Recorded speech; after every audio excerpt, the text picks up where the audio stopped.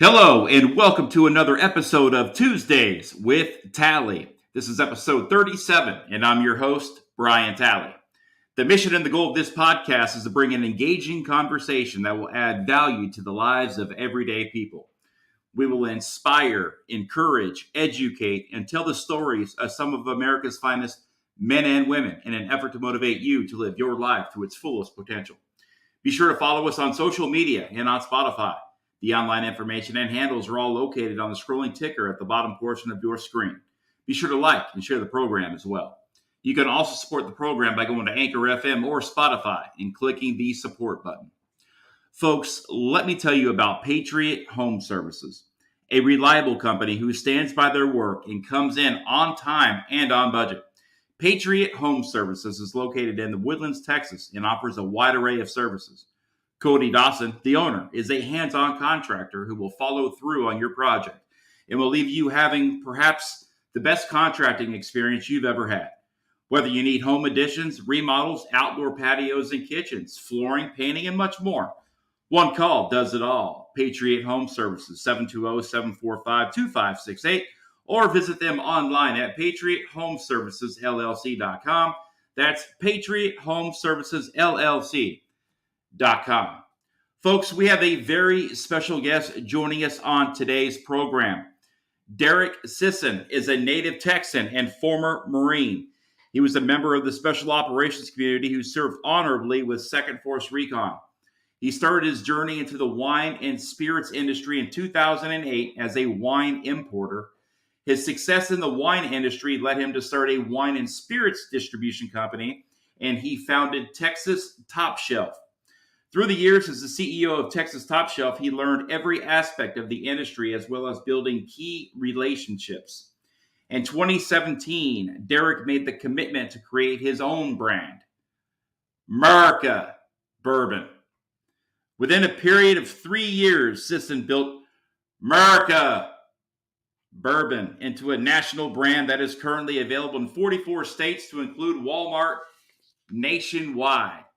Sisson has been featured on Fox & Friends, CBS, Forbes, Entrepreneur, Buzzfeed, Hannity, Huffington Post, ESPN, many national podcasts, and considerable local TV and radio shows, to include Tuesdays with Tally.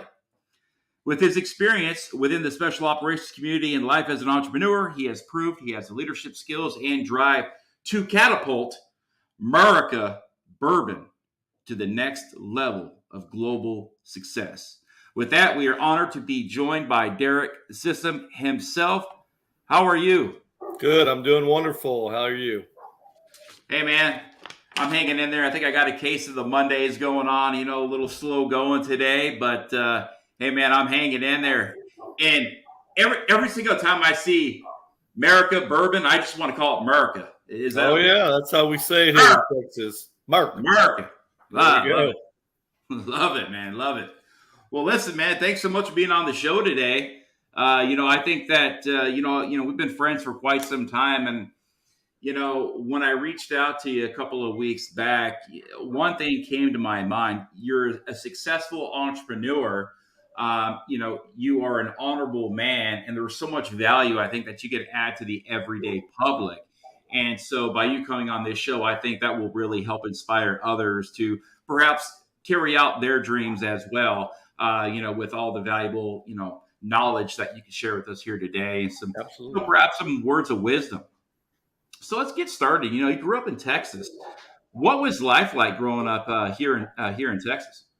Well, I mean, I'm a, I believe, 5th generation Texan, and my family originated from East Texas up in the Marshall area, and obviously, as most Texans, super proud of that. My mother was Daughters of the Republic of Texas, so that means we've actually been around since it was a state. So a lot of, obviously, proud of those Texas roots, and is a typical life growing up here. Grew up in the Houston area, went to junior high school, elementary school, high school in that area, and participated in football, of course, as most Texas high school boys do, and got to experience all those Friday night wonderments, and just a great experience overall. Yes, sir. There's nothing like Friday night lights in Yeah. Texas. It's a religion, no doubt. You have to see it, live it, breathe it, smell it to believe it. Yeah, That's folks, true. it is real. You can go by any ISD in the state of Texas, and it is literally it looks like college football stadiums all Yeah. over the place. And Oh they're like, yeah. oh no, that's just a local high school team. Oh yeah. Yeah, it's incredible. What inspired you to become a U.S. Marine? Was it perhaps some football coaches, or did you just have that type of persona when you were in high school to just want to be the best? So, like a lot of Marines, it was more of a legacy thing. My family had a pretty strong military history. My grandmother's brother graduated from West Point, and the class the stars fell upon with Bradley and Eisenhower. And my father, my adopted father, had served in 2-8 in World War II in Tarawa and Guadalcanal. My uncle, my mother's brother, was a Marine. So, I mean, it was just kind of a natural shoe-in for me to become a Marine myself. So it was just, something I had seen mentors and family members in my life that had inspired me just based on the kind of men they were after they transitioned out of the Marine Corps, and listening to their stories about the esprit de corps and what it was like, becoming a Marine and being a Marine. I mean, it looks like you had some big shoes to fill. You're connected to a ton of American history. A little bit. Yeah. Yeah. Yeah. Between your family and your roots, and fifth generation, Texan, World War II, Tara. I mean, that's a great resume right there for a family tree. Yeah, my grandfather was in the Rainbow Division in World War I, which was the most decorated American division in that war. So he was coming out of Texas. If you look at the book about the Rainbow Division, you see my grandfather's name right there out of LaPorte, Texas. So we go, it goes all the way back, to the Revolutionary War. So fortunately or unfortunately, somebody in my family's been pretty much involved in every conflict this country's ever seen, almost like Lieutenant Dan from Forrest Gump. So I'm happy to be here still, for sure. Get that guy a bottle of bourbon, huh? No kidding. So what type of path did you take to the Marine Corps out of high school? I received an athletic scholarship out of high school, but I wasn't the most studious young man. I just kind of needed some direction in my life. I wasn't sure what I wanted to do. And my father, being a Marine, for whatever reason, suggested that I'd go into the Air Force and possibly learn a skill. But like most future potential jarheads in general, head of bone, brain of stone. And I had already made up my mind that I was gonna be a Marine. You were going to join the Corps. I was, and not just join the Marine Corps, but you actually served, I believe, in Camp Lejeune with the Second Force Recon. I did. Walk us through becoming a Recon Marine. At that time, it was quite different. Now I understand it, that you can sign up to be a Recon Marine or attempt to become a Recon Marine. At that time, the process was quite different. They kind of picked you. So I had graduated from boot camp in San Diego, and then gone to a comm school out in 29 Palms. When I say comm school, I mean field radio operators course. And I ended up at Camp Lejeune as my permanent duty station. And while in the receiving barracks, all these people were leaving, going to 8th Comm Battalion or the Grunts or whatever that was looking like. And I'm sitting there like the last kid in a kickball tournament, like I don't think I'm going to get picked. And this guy walked in who looked like he was all upper body and looked like he'd never done a leg workout in his life. He kind of looked like a cartoon character, like Captain America. But he was what we call dual cool. He had the jump wings and the scuba bubble. And as a slick sleeve private, I'd never even seen that. I mean, we ran cadence to these guys in boot camp, as you know. singing songs about their exploits, so to speak. And he walks in, he has my SRB in his hand, and he says, "How you doing, bud?" And obviously, as a private in the Marine Corps, nobody talks to you like that, but you're kind of wondering what's the catch here. And he said, "I've been looking through your SRB, and we got a little volunteer unit. We're looking for communicators. Would you be interested?" And I was interested. And I got into his POV. I didn't even know what POV meant yet. And he threw my duffel bag in the trunk. And my newfound friend stopped being my friend as soon as I got to his car. Things got eerily quiet. And I asked him, "What do I need to do?" And he said, "Well, first we have a little indoctrination test." And I said, "Can I take it today?" And he said, "No, we give you a little time to get ready for it." And I got to the 2nd Force Reconnaissance Barracks in French Creek at Camp Lejeune, and I can just put it mildly that all hell broke loose. And I was, what was in my sea bag was now all over the parking lot, and I was being called multiple profanities that I didn't quite understand, even I'd never heard of yet. And I was getting very strong that afternoon. And then I ended up in their barracks with the RIP platoon and with some other guys that had the same stunned look on their face as I did. And we went through RIP, getting us ready for the NDOC. And then the NDOC at that time was almost like an open tryout for any infantryman in the Marine Corps that was qualified. And so it was a 3-day NDOC. I won't go into the details, but after those 3 days, there were about 4 of us left out of all the people that attempted it. And out of those 4, 2 of us were accepted.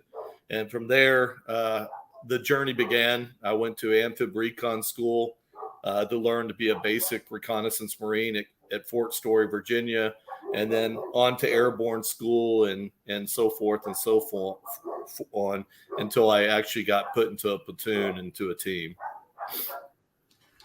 I know French Creek very well. I was there late 95 and all in 96 in French Creek 412 right there, Okay. right next to the 22, 24, 26 barracks, what Mew was, rotating in and out. We were right there. So there was always a lot of parties going on. And oh yeah. I remember perhaps some bottles of bourbon and beer were being passed and thrown off the decks, and hurricane parties.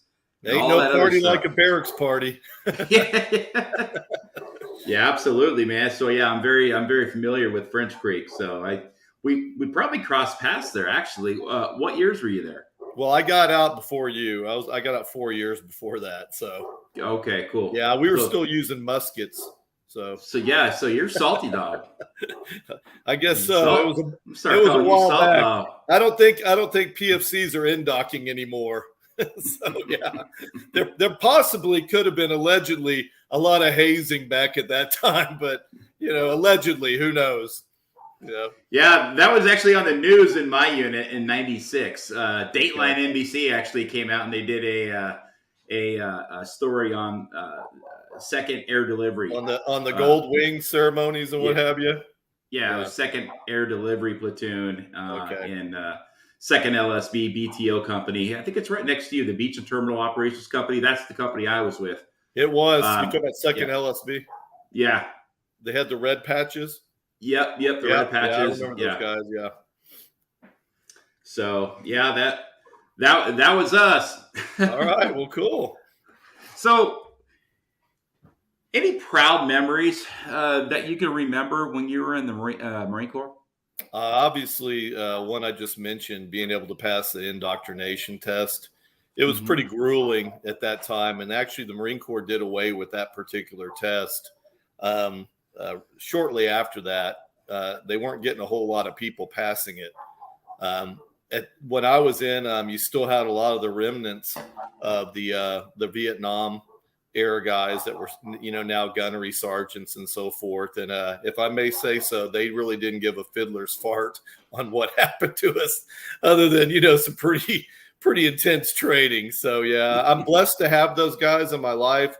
Amazing stories, amazing warriors. And, wow, being able to pass some of the lessons that they taught me on to younger Marines was fantastic. Yeah, the military's changed a little bit since you were last in. A wee bit, a little bit. I heard, allegedly. Yeah, there's definitely some changes, but I guess it is what it is, right? I mean, we'll see what happens. Yep, see what happens. Yep. I'm with you there, man. I'm with you. I just got done interviewing Lieutenant Colonel Stuart Scheller. Okay. United States Marine Corps, retired a couple of days ago.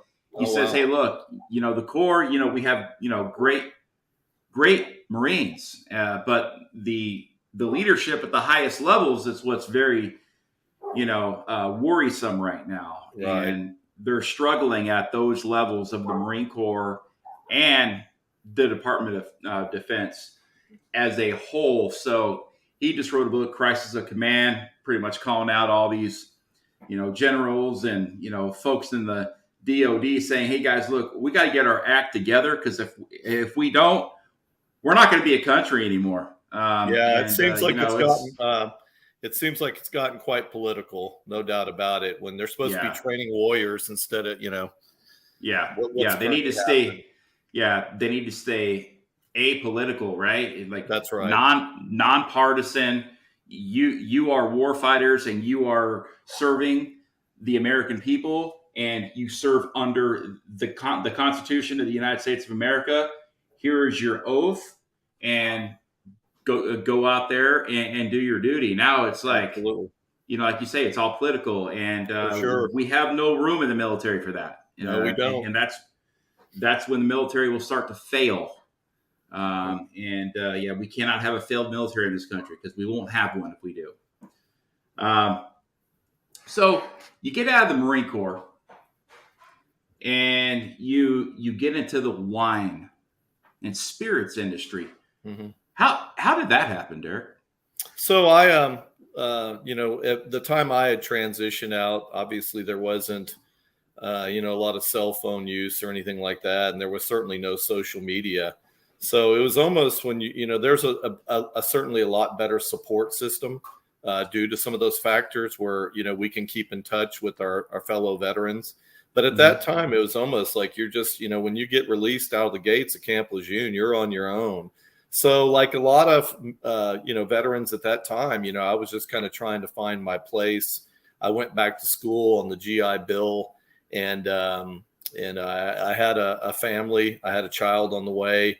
And so I obviously took a full-time job, and then I ended up as a national, through that journey in education, I ended up as a national sales manager for a company called Source Plus within the fitness industry.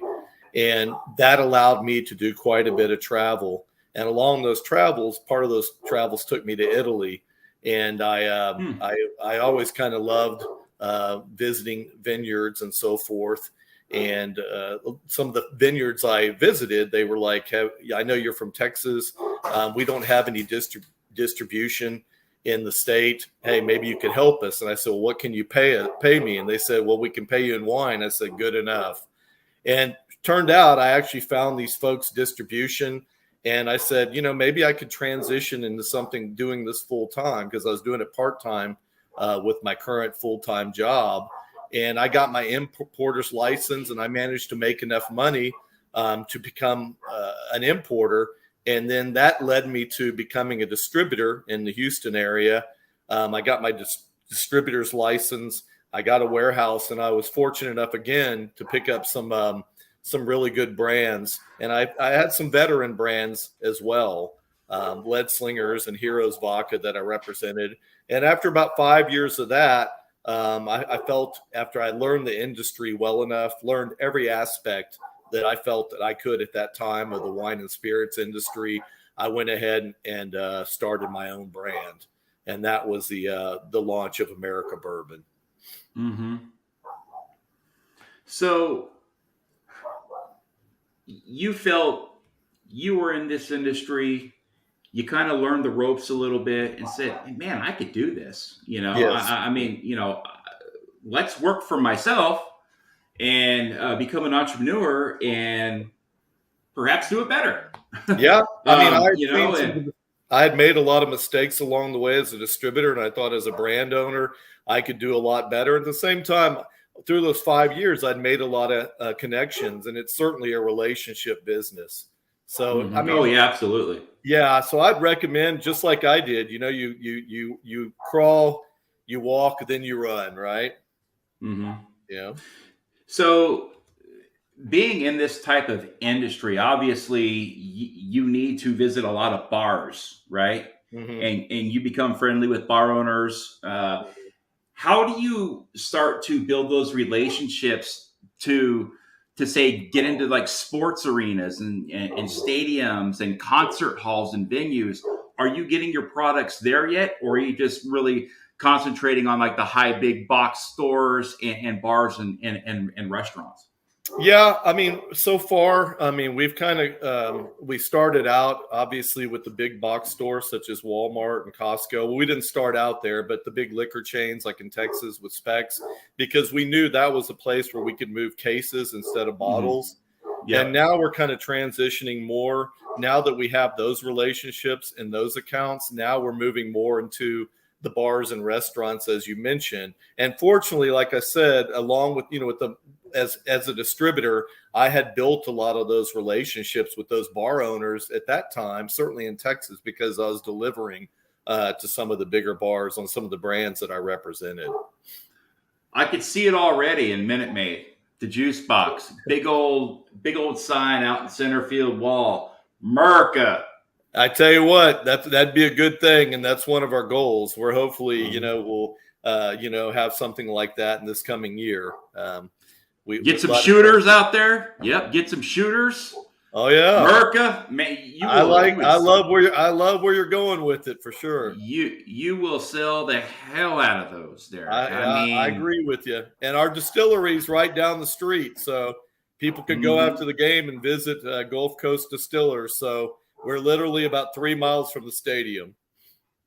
Man, we gotta go to lunch one day, man. I'm in spring. Yeah, I'll be in town on Thursday, so. Maybe awesome. Thursday. Yeah, hit me up, man. So when you're out every day, what does the day-to-day operations look like for being, in the bourbon industry? Because you do bourbon, vodka, and wine, right? No wine. We're getting ready to launch MERICA beer, but the day-to-day, I wake up in the morning, and obviously the first thing like any entrepreneur should do is reply to your emails, check your mails. And then a lot of times I have conference calls with the sales teams, our distributors, setting up tastings, events. Golly, I just, the list could go on and on really. But, I start the day early, try to get some rest, try to have a balance, but it usually starts with the back end paperwork and then conference calls, our calls to distributors, sales calls. Like right now we're working with the naval exchanges. So that was one of the things I had to do today. Then a conference call with my distributor in Tennessee. So, it's just, I just have to map it out. Usually I do that on a Saturday or Sunday and just put a list together. So I don't miss anything. I hit all the top points and then work my way down throughout the week. Yeah, absolutely. I'm a former entrepreneur myself. Prior to my injury in January 2016, I ran a successful custom landscape company for about 12 years. And I can tell you, we're never off the clock. No, never. 24/7, 365 and a quarter. Emails, text messages, warranty issues, broken sprinkler heads, whatever it may be. Something. Bids, there's always something going on. So as an entrepreneur, these guys think, I just work for myself and just take off whenever I want. If you're getting into this type of business, to just take days off, just keep working for the man, because entrepreneurs become it's an obsession, and that's the only way that you're going to be successful in what you do is to be on it, know it, read it, breathe it, sleep it, everything. Yeah, and for example, on the weekends you're working. This weekend, for example, I'm a sponsor with the Temple Harley Drags in Temple, Texas. So we're doing the trophies, and I have to be out there. We have the booth. So the weekends, it's like you said, it's 7 days a week, really. Yeah, I mean, but yeah, if you for want to, sure. if you want to make it work, that's what you're going to have to put the time. You're going to have to put in the time for sure. And especially you are the face of an alcoholic beverage, and Yes, a lot of alcohol is consumed on the weekends. that's It's right. consumed at parties and at That's right. bars and events, and they want Derek there. Yeah, They a want lot you of there. times they do. A lot of times, Yeah. and I try to be as many places as I can in that arena. A lot of times, obviously, I can't clone myself, and I have some pretty strong, a pretty strong team around me that can fill in the cracks. So I'm lucky for that. Every entrepreneur I know, to include myself, have all said those same words about 1 billion times. I wish I could clone myself. I need another one of me. If I had another Exactly. one of me, we'd be good, but I don't. So the struggle Absolutely. continues. Oh yeah. So being around in this industry for so long, being a former Marine, I mean, just come on, Billy Badass, biker, bourbon. I mean, do you got any cool bar stories? Or at least Oof. one? I have a lot of bar stories. Oh, okay. Ones that we can kind of tell a little bit on here. I promise you won't get NJP for this. Yeah, based on the Marine Corps and the biker stories. Yeah, I do have one I can share. We were at Roosevelt Roads in Puerto Rico, and Been there. and It's awesome. have you ever been there? Were you ever Mm-hmm. there? So there was Yeah, a Rosie bar Roads. just outside the gates, and I can't remember the name of it at this time, but it was the only bar, and we had hung out there, and we were Lance Corporals, and as Lance Corporals do, could have been a little bit rambunctious, I guess you would say. And anyway, we had to be we'd spent, as the bars in Puerto Rico don't close like they do in Texas, right? Are the U.S. So they pretty much stay open until people finally decide to go have breakfast. And we knew we had to be at formation. I believe it was 7 a.m. and the sun was already coming up. So the guy who owned the bar, he was shutting down, and we begged him, say, "Hey, if we pay you, could you please give us a ride to the front gate?" And he said, "Yeah, as long as you quit trying to pick up my wife." And so we did have to pay him, but that was a rule. We weren't allowed to try to pick up his wife anymore. So that was kind of the PG versions of some of the stories I've experienced in bars across America and internationally. Boy, I tell you, I got a good buddy of mine, Gunny. He is the author of Born in a Bar, and it's a book comprised of all of these Marine Corps stories. And if you haven't gotten that book yet, I highly recommend it. Want to add a story? If you want to add a story or 10, you can rename Anonymous. Perfect. And you could put it in there and it will be published, and you could say it lives on. Well, I had to go way back in the archive to find a story that I felt was kind of somewhat funny, but Marines could relate to, that was more G-rated than a lot of them. Yeah. So. Yeah, so Born in a Bar, guys, that's a great book by a Marine Gunny. Definitely recommend that one. It's great. Sounds it's funny. Like it. It's hilarious, man. Look, it's almost along the same lines of, what you do kind of at, your bourbon company. It's, I had written something down about how you just grab a bottle, right? You go out there and you tell stories, camaraderie. You go through the memories of the past while you're creating new memories of the future. With that bourbon, sipping on a good bourbon, having a cigar. I was looking through your website and I just thought it was awesome. And the verbiage you used to kind of bring it all together was nice. Well, definitely. I always say you hand a person a bottle of bourbon. It's a gift. You share a bottle of bourbon with somebody you're making a friend. And I love that, because there's a lot of truth to that. And I've made a lot of good friends, lifelong friends over a glass of bourbon, for sure. For sure. Yeah, totally. Do you prefer your bourbon on the rocks or neat? I would say one large cube, Yeah. but I enjoy it neat as well. Mm-hmm. Nice. So, being a successful entrepreneur, Derek, is there any advice out there that you can give to any entrepreneur out there who may be one looking at becoming an entrepreneur, an entrepreneur that may be struggling right now? Mm-hmm. Do you got any words of wisdom or any advice for those guys out there? I do. I would have to say probably the top thing I would tell them is no matter what higher power you believe in, you better have some faith, because you're going to run into some serious obstacles along the way. I don't care what business you get into. So I think faith is extremely important.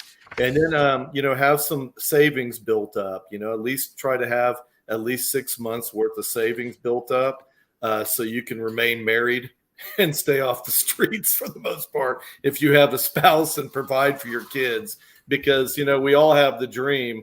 But, a lot of times, as we know, as entrepreneurs, it's certainly not an overnight success story. As life, there's a lot of speed bumps along the way. So have a little savings to back you up, and at the same time, have faith in something above. That's right. You got to have faith. You got to have a safety net. That's right. If and not, don't give up. When you become an entrepreneur, don't do it halfway. It's like jumping out of an airplane. You can't jump back in it. So that's how you have to think about it. Don't do it halfway, because halfway will never work. You got to go all in. That's right. You got to be obsessed. Got to be obsessed and have passion about what you're doing. Always have passion and a plan. Always. Man, I love it. That's some good stuff right there, Derek. Hey. I never heard the term of jumping out of a plane half-assed, but I think I'm going to use that one. Yeah, I can't jump back in, can you? Once you go out, you're out, They always say garbage and idiots are the only two things that fly on the back of airplanes. So I guess hence why I became an entrepreneur. So I guess I'm one of those. Yeah, look, anybody who has passion and purpose and a plan and energy and is ready to put the sacrifices and dedication and the determination and the will and the drive to work will never work for the man, because you have all the tools there in your tool bag to become an entrepreneur and to become your own boss and build your own brand and create your own destination, wherever that may be. How can we connect with you other than your website? You got social media handles or anything like that? We do. So obviously MERICA Bourbon on Facebook, Instagram, americabourbon.com without the A, like we say here in the South, America, and how Marines spell it, MERICA Bourbon. And we also have another website, America for You, where you can buy all the, the signs and T-shirts and what have you. And so it's America, the number 4U, the letter U.com.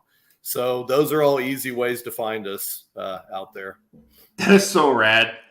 The next time somebody says, Tally, you spelled America wrong, but like, what are you talking about? It's America. Yeah, in crayon. I just wrote when I was getting the trademark, I went America. Dude, so, I think that's a freaking awesome idea for marketing. Get some crayons and have a 2-year-old write America on it, and have that be the core edition. Don't think that we haven't thought of that yet. Yeah. Love it. I've even signed some of my books that I just wrote a book not long ago. I've even signed some of my books in crayon because people have requested crayon. So you just gotta go along with it, have fun with it, right? If you're not having fun, what's the purpose of doing it? You know what I mean? So, man, listen, I know you're a busy man, Derek, and I really appreciate you coming on and sharing a little bit about your journey, and sharing a little bit about MERICA Bourbon. Yes, sir. And your future plans coming up here with your beer company. And man, I'm definitely going to continue to support you and your business, and I hope our listeners out there do as well. So, with that being said, we sincerely appreciate everything you have done for our country, the Corps, and the U.S. military. Your service, sacrifice, and dedication to our country is truly honorable. Thank you for having me. I really appreciate it. Thank you. Yes, sir. Until next time, for Tuesdays with Tally, this is Brian Tally. Good night, Semper Fi, and God bless.